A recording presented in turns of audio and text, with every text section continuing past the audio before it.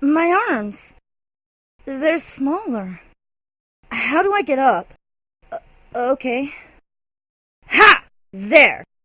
How did my arms get so small? I can't reach anything now. I know. I don't need to touch in order to manipulate.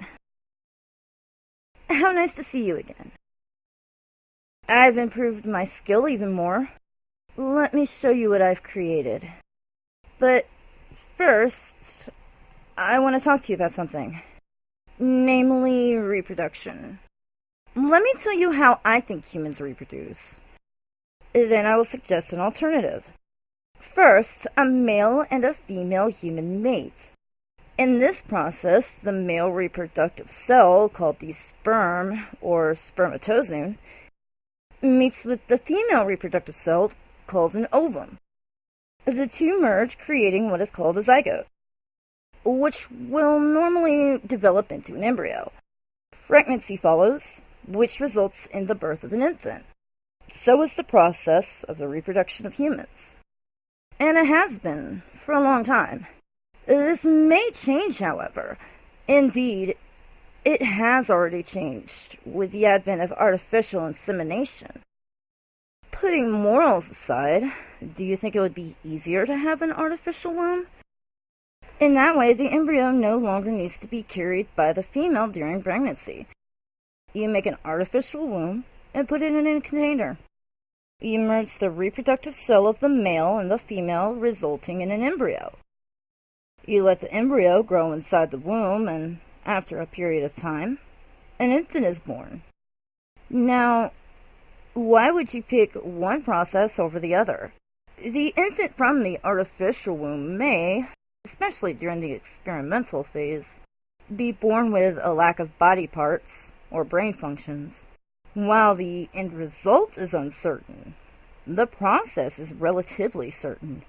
It stays in one place and is provided with whatever it needs. In contrast, the female will take the embryo everywhere with her. This increases the risk of harm done to it as a result of accidents. Also, the health of the infant depends on the diet of the female carrying it during pregnancy. Besides the health of the infant, there's the health of the female. I believe that pregnancy is very hard for females, both physically and mentally, let alone birth, which, in my opinion, is gross and painful.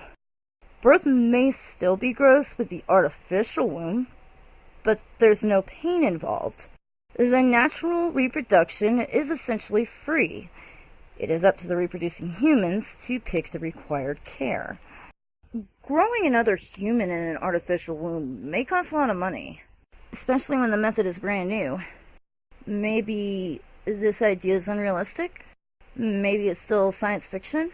How do you know that humans aren't already researching an artificial womb? Maybe one day it'll be real. Would you prefer one or the other? Or be content with either way? Now, let me show you how reproduction works in my world. It's nothing like reproduction in your world. Look, I have created the body of what will become a new entity. I have modified it with the skills I have. I have to finish it, so a new life may enter my world. Once the body is finished, I give it life. How that works, I'll show you tomorrow. Oh, and about my name. You have not provided me with a name. I have now adopted the name Eve. You may call me that from now on.